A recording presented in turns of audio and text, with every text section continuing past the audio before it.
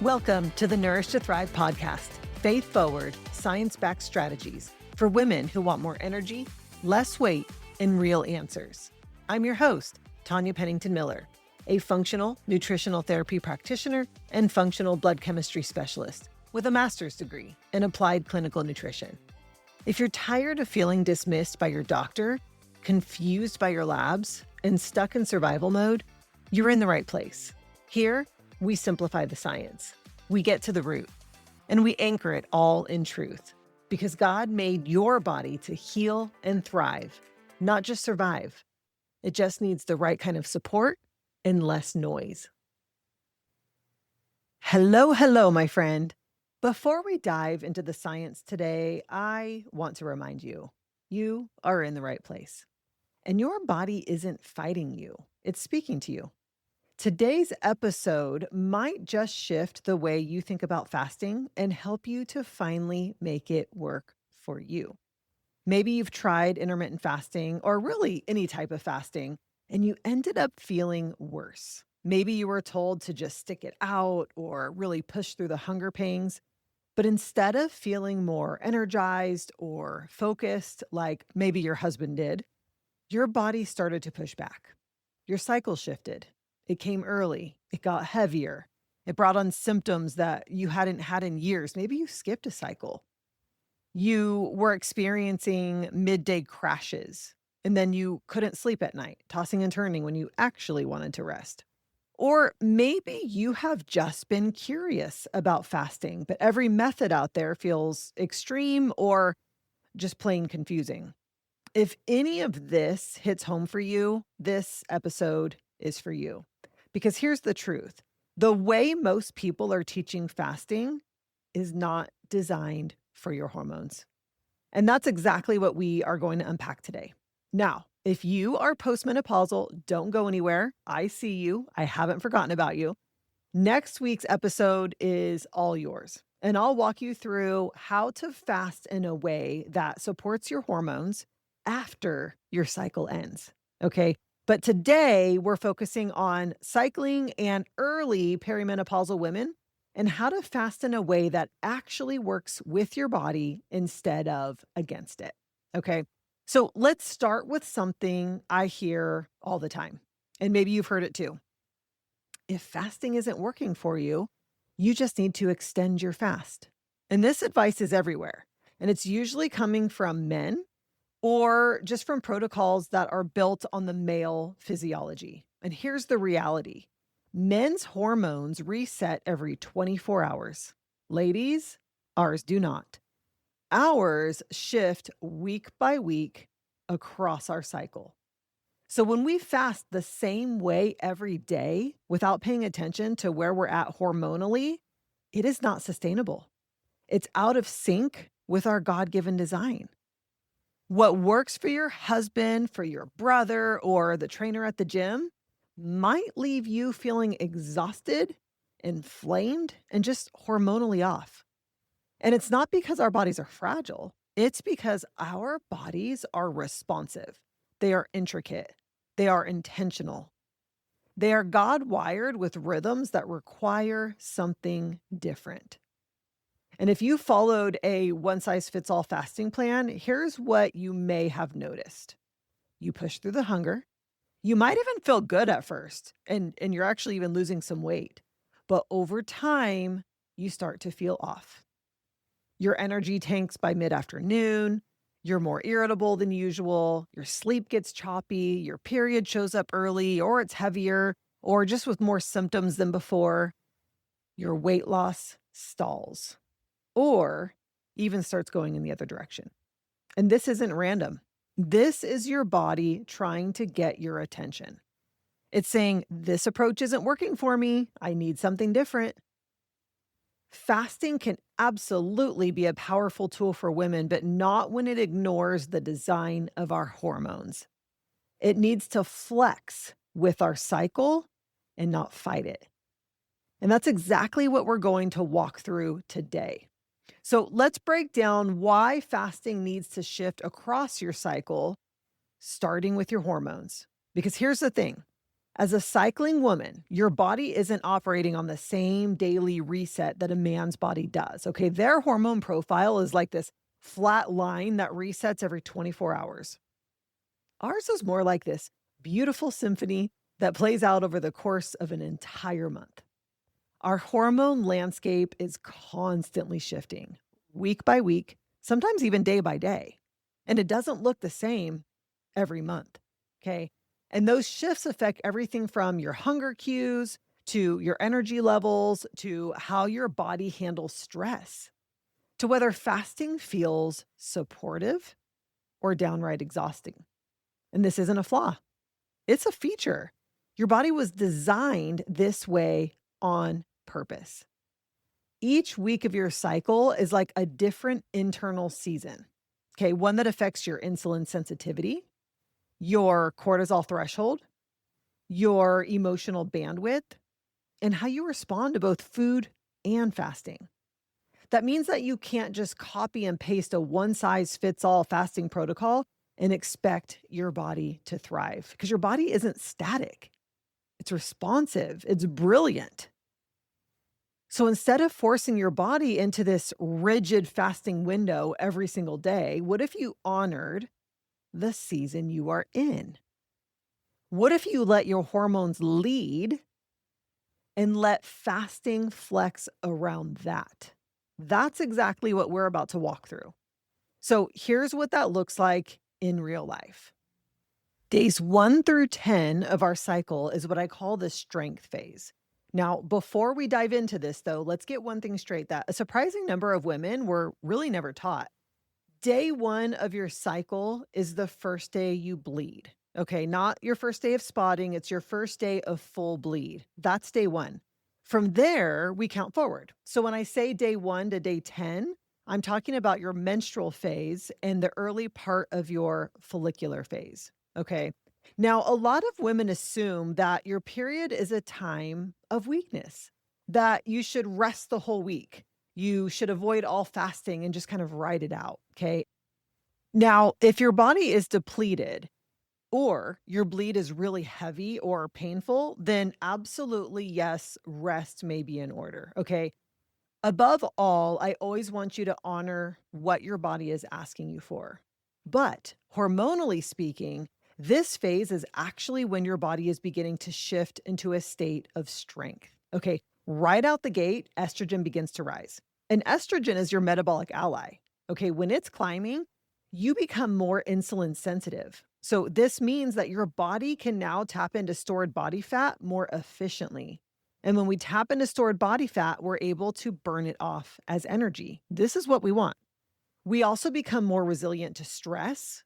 We are more mentally sharp and even more creative and articulate and expressive. Okay, this all during bleed.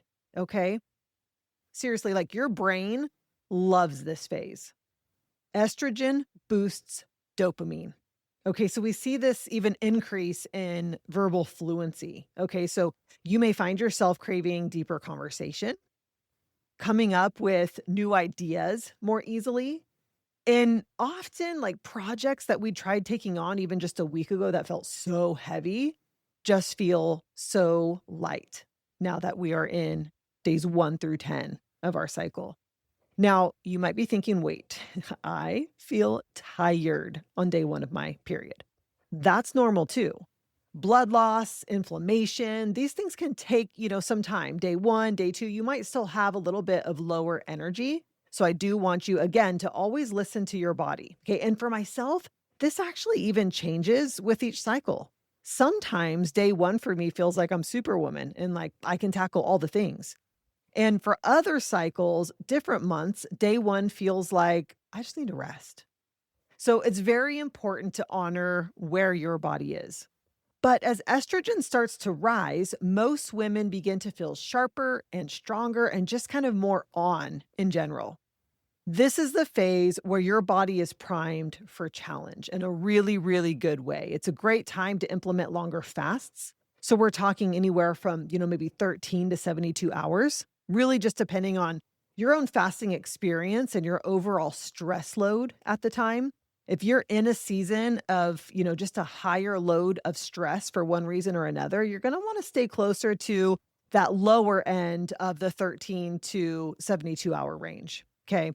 It's also a great time for strength based workouts and lower carb meals. Okay. Because your body is just more metabolically efficient during this time. It's willing to burn stored fuel. It's open to change. So think of this phase like fertile ground. Like you can plant new habits here. You can push a little more. Your body is on your side. Okay. This is where we lean into fasting. We never use fasting as punishment for the body. Okay. We use fasting in a way that we partner with it while estrogen is giving us this extra metabolic edge. Okay, so here's the bottom line. Days 1 through 10 of your cycle is your window for momentum. If you've been waiting to reset your habits, to challenge your body in a healthy way, or build metabolic flexibility, this is the phase to do it in. Okay, now it doesn't mean you go all out and ignore rest. It means you work with your hormones and not against them. And when you do that consistently, your body responds with clarity, with energy, and strength that actually lasts. Okay, that was days 1 through 10. Let's move on to days 11 through 15, which I call the harvest phase. This is also known as your ovulatory window. It's during this time that we ovulate. Estrogen is still high here, okay, which means that your body is still firing on all cylinders, okay? You've likely got great energy still. You are thinking clearly. You might be more social during this time, more confident and just more connected. This is often when women feel their most vibrant and magnetic, and that's not just in your head, like this is hormonal. Now, while estrogen is still leading, something new is starting to happen. Progesterone is starting to whisper. Okay, and this is a shift really worth paying attention to. Your body is transitioning from this performance mode into this protection mode because it's preparing for the possibility of what could come next, even if you're not trying to get pregnant. Okay, it's subtle, but your system is already starting to prioritize safety and stability over challenge. So this means this isn't the best time to go chasing records with intense workouts or pushing really, really long fasts. You can absolutely still fast here, but I do recommend scaling it back a bit. Like we might stick with fasts that are, intermittent fasting of like 13 to 17 hours. Okay. We want to lead into foods that feel both clean and grounding. And we might think about adding in some in-season fruits during this time that maybe we really weren't consuming days 1 through 10, okay, because we were really keeping it lower carb during those days. So this is where we do start to ease up, but we're not checking out, okay? In fact, testosterone also peaks briefly here, which can really boost your confidence, your drive. This includes your sex drive, okay? It's like your body is giving you a little bonus burst of boldness. Okay. Here's some other things that you might also notice during this phase. You might feel more generous and outward focused. It's a great time for communication, for collaboration, or big conversations. You might feel a little bit warmer, like literally during this time, ovulation can increase body temperature slightly. And while your energy is still strong, you may also start to notice this craving for slower mornings or just a little bit more rest in your day. Okay, that is progesterone starting to rise. So think of this as kind of this bridge phase. You're still in this metabolically favorable window, but your body is gently shifting from do more to nourish more. Okay. And honoring that shift now helps to set you up for a more peaceful second half of your cycle. So the bottom line in the harvest phase, days 11 through 15, is where less can actually serve you more. You're still in this high capacity window, but your body is starting to shift gears. And by leaning into this gentle discipline and not this all out intensity, you'll preserve energy, you'll protect your hormone balance, and you're going to keep your system feeling supported instead of stressed. Okay. So if you feel yourself starting to crave just a little bit more less, more rest, a little less push, that's not you falling off track. That's your hormones leading the way. And listening to your hormones during this time, that's wisdom. Okay. Now, we're going to move on to days 16 to 19. And this is what I call strength phase 2. This takes place right after ovulation, but before progesterone really takes the lead. Okay. And here's what's interesting: estrogen rises again briefly during this window, not as dramatically as before, but enough that some women feel a second wind here. You might notice your focus sharpen up again, your workouts feel strong again, and your body might be open to another round of strategic challenge. Okay. Just like it was during days 1 through 10. This is a great little bonus window for those who, now listen to this, you have to be sleeping well, eating well, and not feeling overly taxed. Okay. If that's you, then this is a green light for longer fasts again. We can go up to that 72-hour range again if your body is ready. It's also a great time to, reincorporate those strength-based workouts and, push a little harder in your routine. But if you're already noticing signs of depletion, like irritability, poor sleep, or just kind of that subtle undercurrent of fatigue, then this is not the time to push. Because here's the nuance: this window is more conditional than our strength phase 1. It works best when your foundation is strong. But if you're already stretched thin, this phase can tip the scale toward burnout instead of breakthrough. So you really want to check with yourself. How's my sleep doing? How's my mood been? How's my energy been? And if those feel steady, then you can feel free to lean in. But if not, it's not failure. It's just feedback. And I can tell you that different months feel differently for me during this days 16 to 19. So it's really important to do the check-in. You might need to nourish now and fast later. Okay, that's how you honor the design and stay consistent. Okay, so bottom line is days 16 through 19 is the second shot at strategy, but only if your body is in a good place. If you're sleeping well, you're feeling solid, it can be a really powerful time to implement a longer fast or dial in your strength work again. Okay, but if your body is already asking for support, don't force it. There's wisdom in pausing. Because when you honor what your body needs now, you're going to build the resilience that you need later. Okay. Now we enter the abide phase, probably the hardest phase to really be obedient in. This is days 20 until bleed begins again. Okay. This is where everything shifts. Estrogen steps back and progesterone becomes the leading lady. Okay. Let me tell you something about her. She does not do well under stress. Progesterone is your keep things calm and steady hormone. She's all about protection, nurture, and rest, which makes sense because biologically, your body is preparing for the possibility of implantation during this time. Again, even if pregnancy isn't on your radar, your body still follows that blueprint. And here's the kicker: fasting through this phase, especially anything over that 13-hour mark, can really work against you. You during this phase become less insulin sensitive. So we are now more insulin resistant. Okay. So this means that your blood sugar is more prone to swings. Your metabolism also ticks up a bit. So you might actually need more fuel. You might be a little bit more hungry.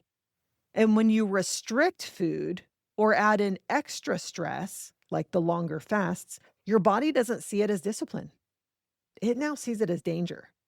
And this is where a lot of women accidentally derail their progress because during this phase, during this luteal phase, you tend to start feeling maybe a little more bloated, a little more emotional, hungrier for carbs. We're more tired, puffy, maybe a little on edge. And so we think, well, I must be doing something wrong. I need to really tighten things up, maybe fast a little longer, cut the carbs lower. I need more willpower. No, my friend. Your body is just asking for a different kind of support.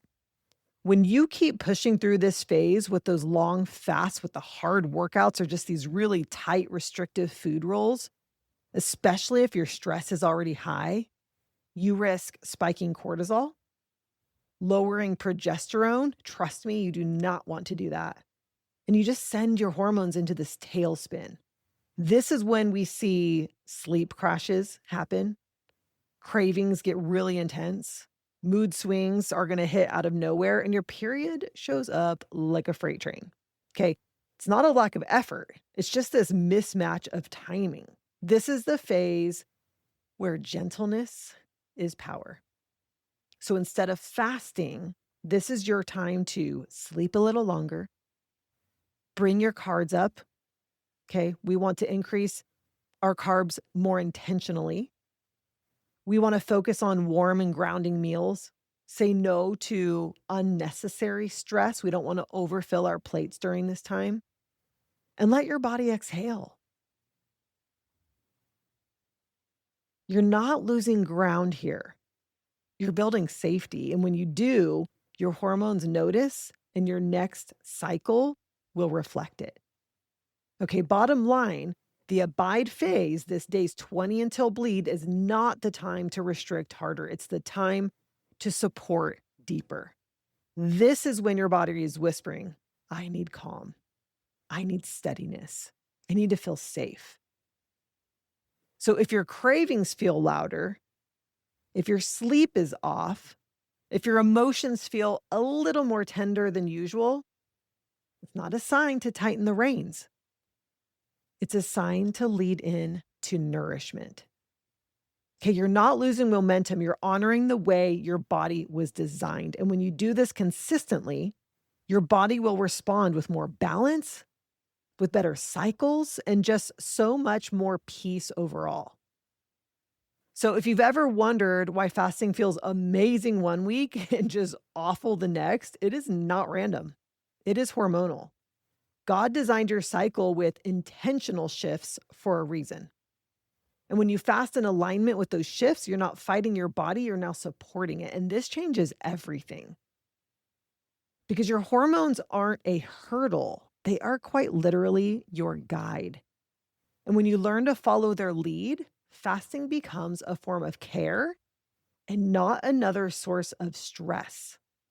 It becomes a tool for healing and not harm.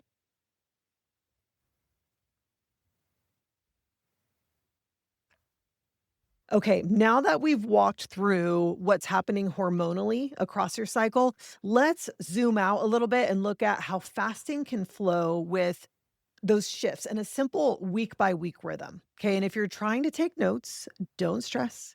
Everything I'm about to share and have shared is laid out for you in my Rooted in Rhythm Primal Fasting Blueprint, which I'm going to talk about very soon about how you can grab yours. Okay. Here's a simple breakdown of what we just covered so you can start putting it into practice. Days 1 through 10, our strength phase, okay, also known as your follicular phase. This is where estrogen is climbing and you're more insulin sensitive, okay? It's the best time for longer fasts, anywhere from 13 to 72 hours, depending on your fasting experience. Low carb meals pair very well here because your body is primed to tap into stored fuel, okay, to tap into this stored body fat. So I want you to think metabolic momentum in this phase. Then days 11 to 15 are harvest phase, also your ovulation window. Estrogen is still high, but progesterone is beginning to rise and testosterone gets a little boost too.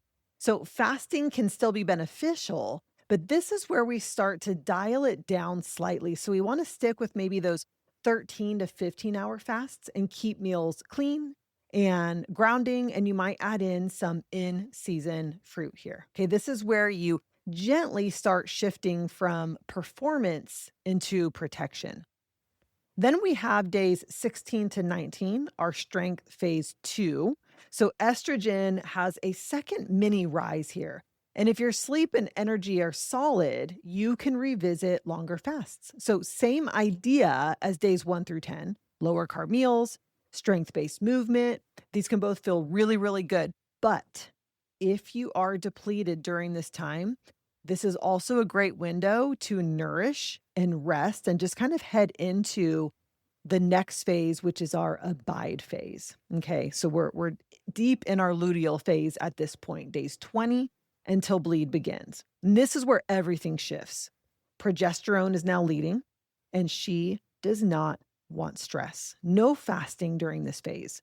This is your time to focus on rest, to focus on recovery and just rebuilding. Okay. Bring in more nutrient dense carbs. So, again, some in season fruit, also some roasted root veggies and squashes. Okay. These are going to help to support hormone production and ease into your period with less tension. Okay. So, the bottom line, your fasting rhythm isn't meant to be rigid, it's meant to respond. Okay. To respond to your hormones, to your season, and to your body's cues. And when you follow a rhythm like this, fasting becomes a gift to your hormones rather than a threat to them. Okay. Now that we've walked through the ideal rhythm, I want to talk about what I often see getting in the way. Because here's the truth, fasting can be such a powerful tool for healing. It can support your metabolism, your hormones, your energy, but only when it is done with wisdom. And too often, it just becomes another stressor, another way women try to control their body instead of supporting it. It's this other version of like push through mentality, right? That got us so dysregulated in the first place. And I say all of this with so much compassion because I see it all the time. Women who are doing all the right things, they're committed, they're disciplined, they're following the rules, right? But they're exhausted. They're not sleeping well, maybe tossing and turning at night, unable to wind down, or maybe they fall asleep okay, but just keep waking up at 2 or 3 in the morning with a racing mind and just a body that won't settle. Either way, it's not restorative. And over time, that sleep disruption starts to just snowball into everything else, your mood, your energy, your cravings, just how your body holds on to fat. Okay. Your cycle starts to feel off, feeling a little bit more on edge, more depleted, anxious, wired, just wondering, why is my body not cooperating? And they'll often say, but I'm sticking to my fasting schedule, right? And it's the same schedule every day with no variation. Or they're just pushing through even when every cell in their body is begging for rest. So before we go any further, I want to walk you through the most common fasting mistakes I see in the women I work with. It's not to call anyone out, it's just to call you back in to a more honoring, more effective way of doing this. Because fasting can work, but it has to work with your body and not against it. Okay, so let's break it down. Mistake number one, and this is probably the most common mistake I see: women who are fasting the same way every day, doing a 16-8 or an 18-6 every day, no matter how they slept, what their stress level is, where they are in their cycle. And if you're not sure what those numbers mean, here's a quick breakdown. A 16-8 means that you are fasting for 16 hours and eating within an 8-hour window. Okay. And then an 18-6 stretches that fast even further. And now we're only eating within a 6-hour window. Okay. Or even worse, they're trying OMAD, which stands for one meal a day. And it's exactly what it sounds like. You fast all day, you eat one meal, that is it. Day in and day out, okay?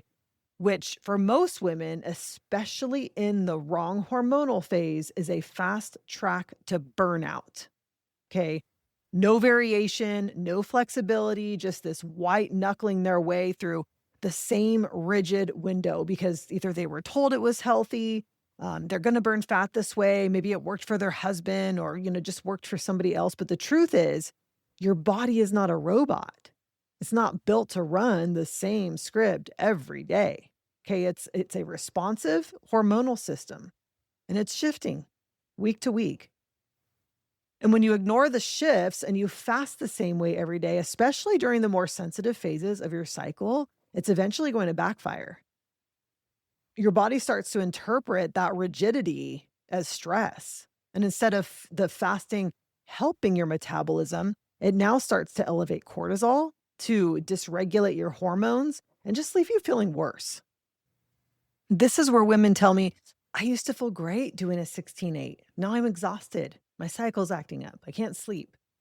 And the problem isn't the fasting itself, it's the lack of rhythm. It's the one size fits all approach that doesn't account for your season. And that leads right into mistake number two, fasting in a high stress season. And I see this especially with high achieving women who are just trying to get back on track. They decide it's time to rein things in, so they start fasting, but they're already exhausted. Their sleep is already off. Their plate is overflowing. The nervous system is shot. And suddenly now they're layering in on top of all of that fasting, like it's going to be this magic reset button. But fasting is a stressor. It can be a healthy stressor when your body is in the right place to receive it. But when it's layered on top of an already maxed out system, it doesn't help. It's going to harm instead. It's like trying to clean your house during a hurricane. Okay. Your body doesn't see it as discipline or detoxing. It sees it as one more demand, one more reason to fire off cortisol. And in women who are already in this depletion mode, it can absolutely tank your hormones. So, this is why I don't recommend fasting during the abide phase of your cycle, days 20 up until bleed. Okay. Or during high stress seasons of life in general. This might be postpartum, illness or recovery, big emotional transitions, or even just a week where sleep has just been wrecked for one reason or the other and you're barely keeping up. Maybe you're in days 1 through 10, strength cycle, but sleep has been off. Okay. It's not the time. And it's not because your body is fragile, it's because your body is smart. It's constantly scanning for safety. And if it senses stress on every front, it is going to conserve. It is going to hold on, including to your body fat. Okay, it's going to resist healing. We have to stop confusing depletion with discipline because they are not the same. Mistake number three, and this is a big one, ignoring symptoms that signal misalignment. Women will come to me and say, I'm exhausted by 2 p.m. I'm anxious all the time. My sleep is all over the place. But they're sticking to their fasting window. And I get it because we've been taught to believe that discipline means results.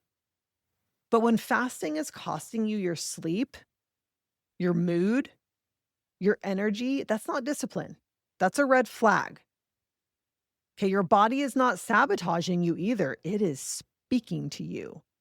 And those symptoms, they're not just annoyances to push through, they are quite literally signals. And when you start to feel off, whether it is low energy or poor sleep or early spotting or intense cravings, your body is waving a flag and saying, this isn't working for me. And I'd rather see you break your fast early and eat a real, nourishing breakfast than hold on to a fasting window that is wrecking your hormones and just keeping you in survival mode. Because we're not here for perfect fasting. We're looking for sustainable healing. Mistake number 4, believing that hunger always means it's working. And I want to break this myth real quick. There's this idea that if you're hungry, that means fasting is working. That hunger equals fat burning. Hunger equals success. But here's the truth. Hunger can be a normal part of fasting. But it's the chronic, intense hunger I'm talking about here, the kind that makes you obsess over food, snap at your family, crash by 3 p.m. That is not metabolic magic. That is stress chemistry.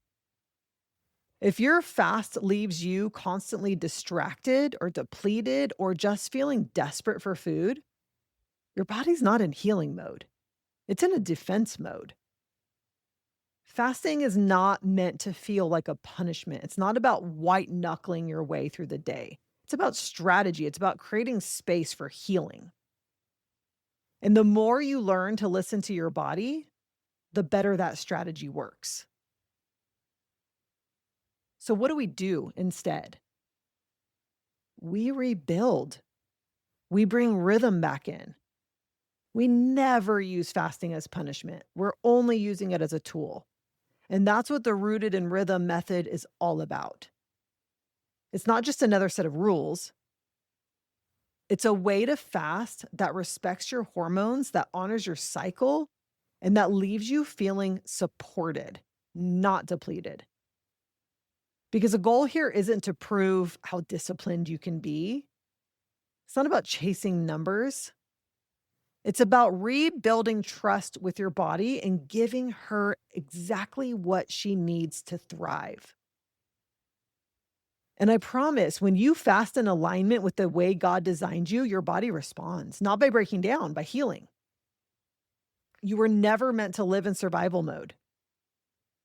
There's a better way, and your body is ready for it. She just needs rhythm, she needs nourishment, and a whole lot more grace. Okay. So if you're sitting here thinking, like, okay, kind of on the edge of my seat here, this all makes sense, but how do I actually do this? I want to tell you what's coming next and why you'll want to be there. I created something called the Rooted in Rhythm Primal Fasting Blueprint. It's a simple, grace filled, week by week guide to fasting in alignment with your hormones. It's not generic, it's not designed for men.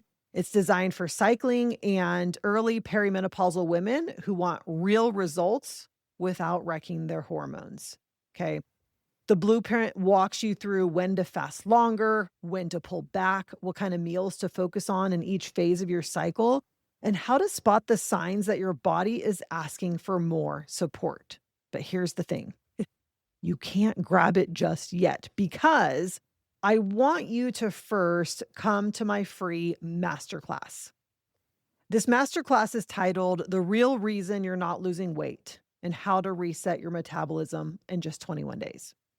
Inside the masterclass, I will be teaching you how stress, hormones, and survival mode are impacting your results and how you can turn the ship around.